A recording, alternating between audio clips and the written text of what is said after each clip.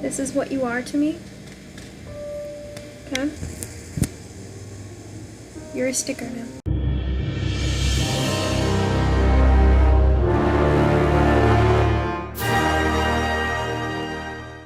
Hey guys, I am so excited for this video. I'm not much of a gamer, to be honest, but if there's any type of game I like, it is sim type games and horror games. And I figured for the spooky season we may as well get into a horror game or two. I'm playing Like a Voices, which is a sort of story game, I believe. It's on Steam. Alright, I'm stalling now. Let's get started.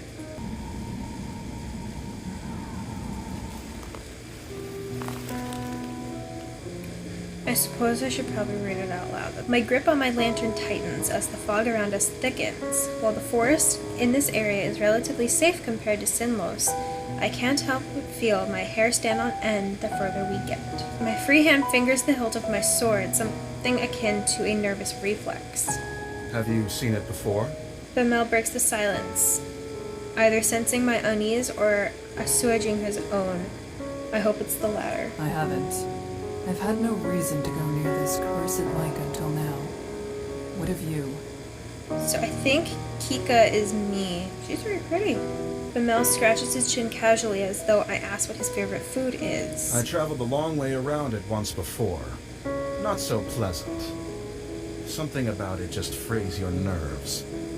Although, even being near it is enough. He looks so sad. So I'm not the only one who feels it. A sense of relief hits me, but not enough to undo the buzzing of anxiety. The lake, Sinlos.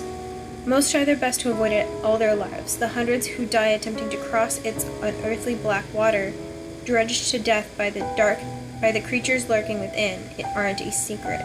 No wonder you were assigned this mission. There are few who've had first-hand experience with this place, even if from a distance. He'll probably keep being picked whenever they need someone to cross, for however long he's with us. Bamel shrugs, bringing my attention back to the dark path before us. At least we're taking the bridge this time. It'll only take 2 days instead of double that, and the sooner this place is behind us, the better. It takes 2 days to cross this lake on a bridge. That's a big lake. It would be preferable not to risk it. But time is of the essence. We don't really have a choice. One of our allied villages, Hemer, is being harassed by brigaders, a band of ruffians. We don't have many guards to send as an assist, only Bamel and myself. The least we can do is arrive before we are too late to be of any use. These kind of squabbles happen often, but have to be put down lest they turn into a blood grudge or all-out war. The last we heard, neither option was that far off. I can also see why they chose you to come out here.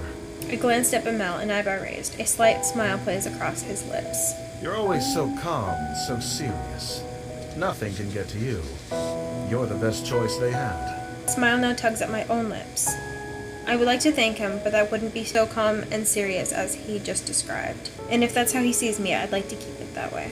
My lack of reaction only makes his smile grow, and he chuckles a bit before refocusing on the path. I do the same. It wouldn't be right to let my guard down in a place like this. Bamel appears to feel differently, however. You know the town on the other side of the lake, though. It's not so similar to ours. If all goes well, perhaps we'll have enough time to enjoy the new area. Ooh, the boy asked me on a vacation.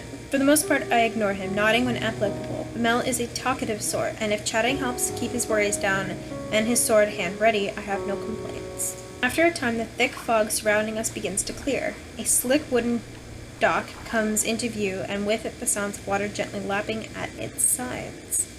Bamel shifts beside me, stretching his lantern arm as far as it will go. He seems tense. Someone's already here. Ooh. Oh. Well, she looks unassuming, so she's probably evil. A young woman stands by the dock, eyeing us warily. Does she intend to cross tonight? Evidently she has the same question. As we step up next to her, it's clear she isn't simply passing by. She's waiting. The stranger nods curtly to us. Margaret. I've never introduced myself like that. Kika the Steadfast. The Steadfast. Bamele. Bemele. My bad, Bemele. Reminds me of Bellamy from the 100, except his just names. There's a stuffy silence. Margaret turns to gaze out across the lake, expression unclear, without much to say. What did he say his name was? and I do the same. From here, the black surface of the lake looks disarmingly calm. Wind rushes against its surface, a sound like whispering. Though perhaps it actually is whispering. I concentrate, trying to place the difference, searching for breaks and rhythm. After a few seconds, I feel foolish. Doesn't matter what the noise is, whether I hear them or not. We are not alone. The Nixie are out there. The Nixie. The feeling that I can't quite shake tells me they've already noticed the little group of people on their shore. It feels hostile. My stomach sinks, and I instead address Bamel. Where is the guide? Unless he's on the center island, or on the complete other side, your guess is as good as mine. It's dark as pitch out there. My bed was getting really hot. Panic rises inside me. Panic I try hard to quell. We can't cross without him, and we need to get going soon. You can't cross with him either.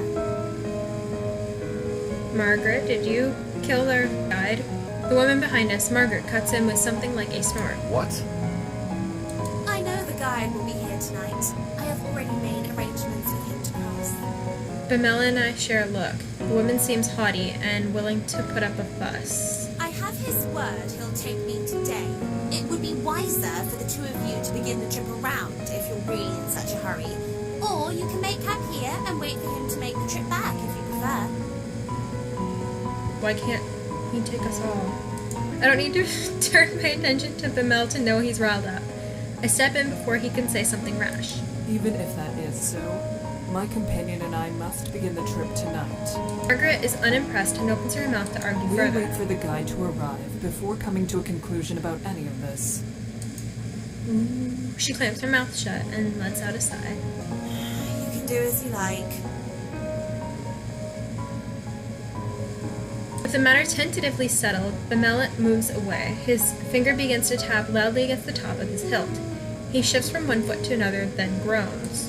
What's that bastard even up to?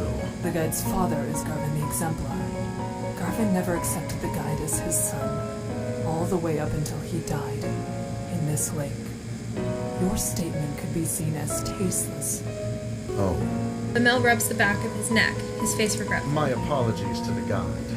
I didn't mean it that way. I never knew about his... well, that. A smile spreads across my face, one I quickly wipe away. He really did just misspeak. The silence slowly stretches between the three of us, growing more awkward with each passing second. Margaret seems irritated, and Bamel abashed.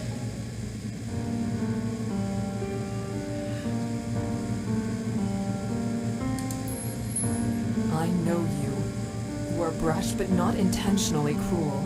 I'm sure all is well. Bamel smiles and claps me on the back. You're a good woman, Kika. Smart, too. You've never been here, yet you knew more of the guide than I did. I know about Garvin, truthfully. Tales of his deeds were some of the only stories my parents ever told. Is that so? You could tell me more about it sometime. I pause, unsure how to respond to this type of request. I would like that very much. Ooh, he has a crush on me. Yes, I wouldn't mind that. It must wait until after this trip, though. I mean, we've got time. We're just standing here waiting for the guy, right? Of course. We should drop this topic sooner rather than later, in any case. I agree. With the topic dropped, we each remain locked inside our own thoughts, not another word passing between us. Sounds fun. Eventually, a small light appears on the bridge ahead, gently swaying through the foggy air. It gets closer and closer until it becomes apparent it's a figure carrying a lantern. It must be the guide, although I can't shake the ghostly aura it gives off. The figure steps onto the shore, but we wait for him to approach us instead of going to meet him. None of us are sure how close to the water we can get before it is no longer safe. I like the stick. He stops in front of us and simply stares. Are you the guide of Sinless? The man nods. He has a sharp face and weary eyes. Well, that's grand. We would like an escort across the lake. Bamel motions to the two of us and Margaret approaches, a strained smile on her face. Hello, it's good to see you again. I'm ready to cross, as we've agreed upon. She's kind of annoying. The guide turns to face her as well, face remaining unchanged. It must not be a lie. He would have had to say something otherwise. She really does have preference to travel with him. That's a problem. Why? Is there a way we can all begin the trip tonight? Yes, I will allow all 3 of you to go. But with that many, at least one will die before we reach the other side. Oh, that's good. I furrow my brow. It's a disturbing addendum, and one offered with little emotion attached. Mel glares back, asking without asking what we're supposed to do with such circumstances. You should go around. The sentence hangs in the air, the second half unspoken, if you want to live. We don't have time for that. There are people counting on us for protection. Why does she need to go? But no. He jerked his finger at Margaret, whose face contorts with anger. I don't need to explain myself to you. My journey has already been put off once, and I was promised I could go today. I will be going under any circumstances. Then you'll be the first to die. She meets Bamel's eyes with a gaze of steel. He starts to speak, and she cuts An in. extra day or two shouldn't be that much of a problem for you. Whoever you're meeting can surely wait such a tiny amount longer. Patience is a virtue, after all. The night is only so long, and if we're still on the bridges when the sun comes up, we'll all die as they sink back below the surface. If you don't decide soon, no one will be going. That seems like a bad system. The guide is dispassionate stoic. I would almost feel something's wrong with him if I didn't share the trait myself. Bamel puts me to the side, jaw clenched tight. That woman isn't armed. Ooh. His voice is low. He darts a glance at Margaret. We can easily get her to back off if we make this into an actual fight. After all, we have to go tonight, yes?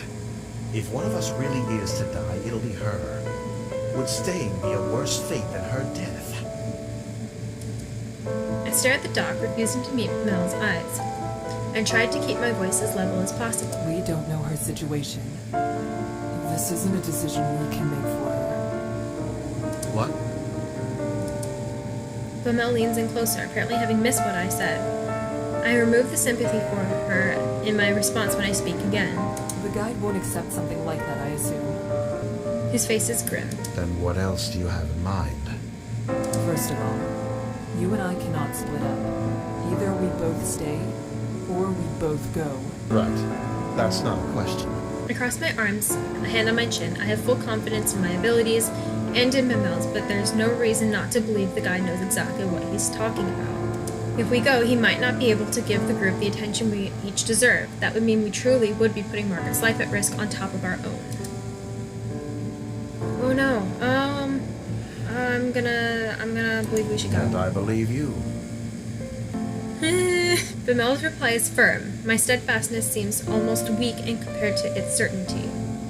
He addresses the guide. We shouldn't waste more time. Let's shove off.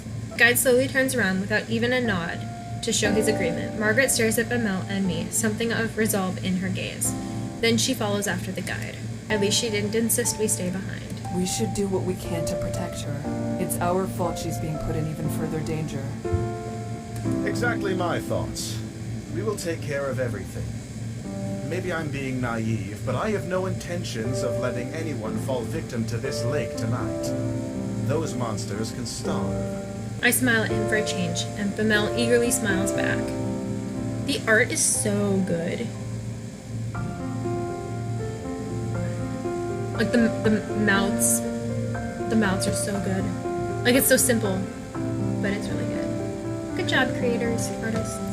We're lucky to have each other in this, I think. He turns to follow the others across. I will protect everyone on this trip. I will. We will make it through this. I think the guide probably knows what he's talking about. Oh, I unlocked an achievement.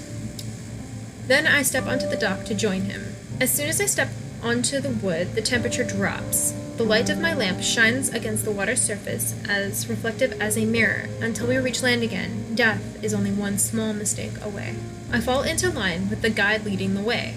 Margaret stays close to him, and I behind her, watching to make sure she doesn't slip on the deck. On the slick, wet wood. Bamel brings up the rear. He's probably gonna cry then. Each of us hold our lanterns in front of us, but it does little good. The fog is thick and nigh impenetrable, consuming the light as if hungry for it. Above the surface of the lake, it's deathly quiet. No longer is there the whispering wind, nor the sound of water lapping against the shore. It's just our own mismatched footsteps and the sound of my quickened breathing. My eyes drift back across the lake, against my better judgment. It's no wonder there is not even the sound of water, with how still the surface is. It seems almost sturdy, with the sheen of a black marble floor. I've heard rumors the waters of Sinlos are heavier, more difficult to disturb than natural water, that just the weight of its oppressive cling is enough to keep someone down, even without death. Something even darker than the abyss of the lake flickers just below the surface, or at least I think it does. I turn my gaze to Margaret's back. It's better to stay focused. Fall back a bit. You're following me too closely. The guide is looking over his shoulder, addressing Margaret. I'm sorry. If someone gets pulled into the lake, they'll instinctively reach for anything to hold on to. Do not let that be you. Margaret's shoulders rise, and then she nods with great seriousness. I understand. Thank you for the advice. He ignores her gratitude. You can speak amongst yourselves if you so choose, as long as you pay attention to where you're going. There is no worth in listening to the sounds out there. This guy has seen some shit. If there's anything at all, it'll only be Nixie trying to set you on edge. All right. Then, could you tell us your name? You didn't have a chance to properly introduce yourself, and I've only heard you being referred to as the guide. I don't have a name. He's facing the front again. His voice is expressionless as before. I have no way of guessing how he feels as he says this. Oh. Probably not something he wishes to talk about. However, there was something else I wanted to say, but changing the subject is not difficult. Margaret, thank you for allowing us to join you. Margaret shrugs noncommittedly. Wasn't exactly up to me. The guide said he would take you. That is true. It wasn't really up to her. She hesitates, and then she looks tentatively over her shoulder at me. But thank you for saying that. It's appreciated. Bemele and I will do our best to be an asset on this trip, rather than a burden. Bemele. That's nice. I'm not afraid to be out here, though. Still, at least with your training, you should be able to take care of yourselves. Shouldn't we, there's creatures in the lake, shouldn't we not really be talking? It's comforting to know that everyone here is so confident in their abilities. Not enough to forget how terrible it feels to be over this lake. I'm not sure if that is fortunate or unfortunate. Believing yourself to be secure doesn't mean that you are. As the conversation lulls, a new sound breaks through. It's the whispering noise again. It's the chattering of inhuman voices, and this time coming from all around us. Taking care of yourself is exactly what you need to do. Guide is speaking again, except louder, as if to cover the Nixie's voice with his own. Work to survive at all costs, and hope that everyone around you has enough sense to do the same. That's the only way you'll make it to the other side. Margaret nods in response, but I hear a grunt from beside me. Groups tend to go further when they work together to achieve the same goal. The guy doesn't say anything in response to Bemela's rumbling either. I'm not sure whether he didn't hear Bemela or whether he just didn't feel the statements made thus far are worthy of addressing. I have a feeling it's the latter. We go around a large bend in the bridge, part of it breaking off another way. I wonder how the guide knows which one of these essentially identical paths is correct when something in the corner might catches my attention. I believe I saw something over there. Keep walking. No need to worry. The guide's voice is calm and level. I decide against freshening the issue, not wanting to set everyone even more on edge. What did he say? Perhaps not wanting the conversation to be caught by the guide, he speaks softly, though I couldn't quite hear him because of it. Take my eyes off Margaret ahead for a moment to explain to Bemel, and stop dead in my tracks. Only one word is able to escape me in my stunned state. Behind Bemele stands another figure, looming in the darkness. Seeing my face, Bemel grabs the hilt of his sword and whips around, then staggers swiftly backwards. Several meters away, a crooked, twisted black figure hobbles its way toward us. Some kind of liquid drips off its head, curling around the edges of its face. It almost looks like it's crying. Bemela backs up until he's standing beside me. The figure continues its slow advance ahead, jerking from one angle to another. It's one of them. Yes, Nixie that stumble across the bridges looking for opportunities. The guide is standing next to us. I didn't even notice him The approach. ones that can make it out of the water are generally referred to as prowlers. Good to know. I had no idea things like that were out here. Is that what Kika saw down that path? The guide says nothing, instead returning to the front of the party. Margaret watches him pass. Her frustration morphs into nervous optimism when something seems to come into her mind. Well, Nixie aren't slowed down much by swords, but at least light keeps them away, right? Margaret's hand grips her face tight, and desperation bleeds into her voice. I bite the inside of my lip. Direct light will force it to return to the lake. However, it'll try to drag the light, or you, down with it before it goes. Instinctively, I reach for the hilt of my sword, despite the fact that it would do little to protect me. The prowler is getting closer, jerking forward, stopping, then resuming its slow advance. Okay. Does anyone have a light we can leave here? That way it won't follow us. Only matches. Bimel spits. He's the one bringing up the rear, so he's the one most likely to be in danger if it keeps following. The guide, however, moves forward. Don't forget it's there, don't let your guard down, and don't get left behind. What? How am I supposed to keep walking with this thing at my heels? You said it wants to attack. Don't give it the chance. Bimel sputters in anger, and the guide summarily ignores him. I solidly grab hold of Bimel's upper arm. Here, I'll leave you like this, and you can keep your focus solely on the prowler. Make sure it doesn't get too close. Bimel eyes the guide with unresolved hostility, but allows himself to softly sigh in relief. He gazes at me with fondness. At least there's someone I can count on. Despite the fact that I'm going against his advice, the guide says nothing more. It's clear now that he doesn't give a damn what we end up doing. Some part of me is glad for that. I want to help everyone make it through, and it would be worse to have to persuade the guide every time help was necessary. Kika, thank you. Mela places a gentle hand on my shoulder. I do nod seriously. Bimel's face hardens in return. He moves his free arm down. I fully link his arm with mine, and now properly settle back forward. Margaret is following the guide with some reluctance, turning back every so often to check on it. I wave my lantern to signal we're catching up. Margaret returns her head to the front and quickens her pace. The tug on Bimel, we start to follow them. The four of us continue cautiously over the bridge, only this time the wet, squishing footsteps of the prowler join the sound of our own. In spite of myself, I grip Bimel tighter. The prowler walks without a set pattern, sometimes fast, sometimes slow. It takes long steps, then short ones. At times, it stops walking entirely. Does it hurt to be out of the water like this, or is it trying to be difficult to read? Suddenly, the whispering up in the lake grows louder. I steel myself, trying not to let it get to me. The most important thing in a situation like this is to remain calm. I can't lose my head. Then, all at once, I notice the guide and Margaret have to come to a halt. Benley, they're stopping. Bimela slows down, as I do, and as we near Margaret's back, she says, with something akin to distress, I tug on Bimela and he understoods. We draw up close to Margaret, ready to protect her if need be, but the guide holds out a hand. Don't get any closer.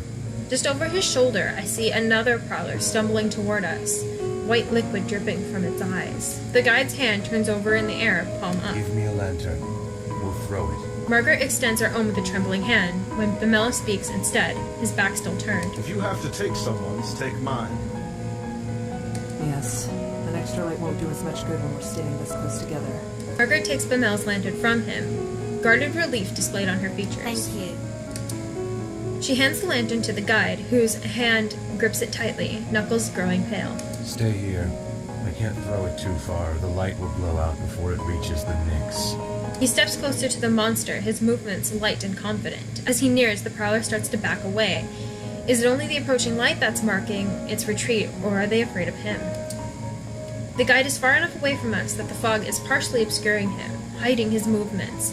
The voices from the lake grow louder and louder. Water suddenly begins to splash across the lake, in the distance and on the edges of the bridge. They want him to mess up. I don't notice how tense I am until Bimela eases my grasp on his arm.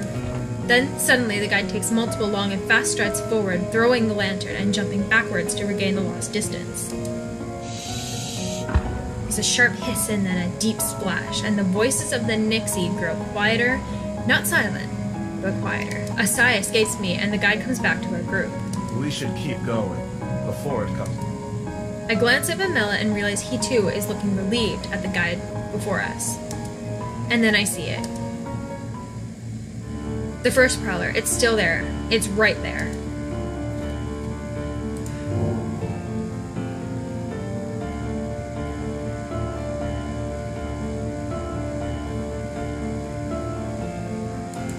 Whoa, I didn't read that last one. There's a slick splash. I realize the Nyx has retreated from the water. Somehow, Bamela and I are still standing. We're still here. Kika, thank you. I can't respond. Something cold, wet, and slimy has grabbed my ankle.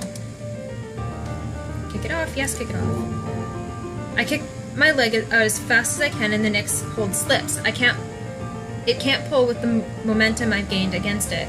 Margaret rushes to my side, her lantern hanging out towards the Nyx. The light brushes its face. We see it for an instant, its eyes wide, and then it slides back into the smooth surface of the water. Bamela grabs Margaret and I both, helping us toward the center of the bridge and cussing under his breath. I only looked away for 1 second. Like the weeping angels. It's fine, Bamela. We're all fine.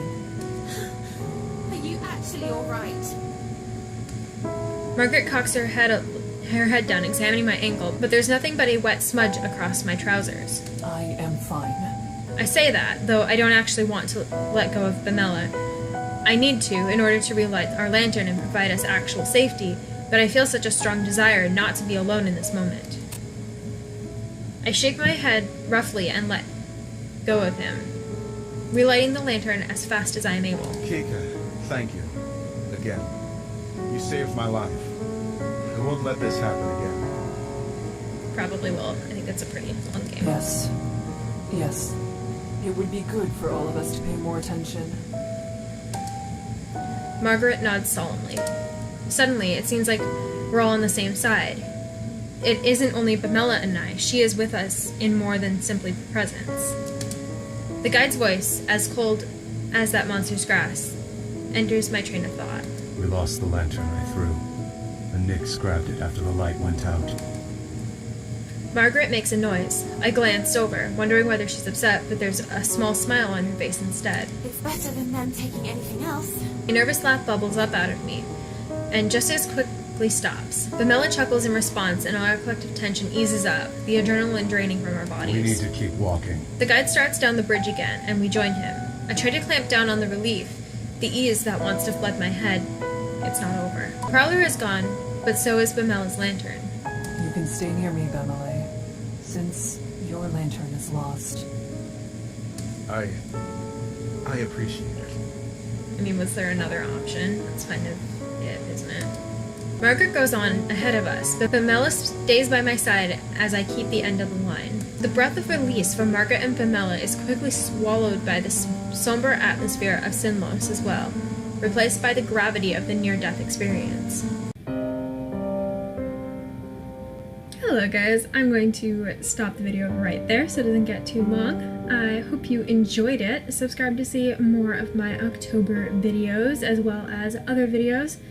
I hope that you have a great day and keep an eye out for the part 2 of Lake of Voices.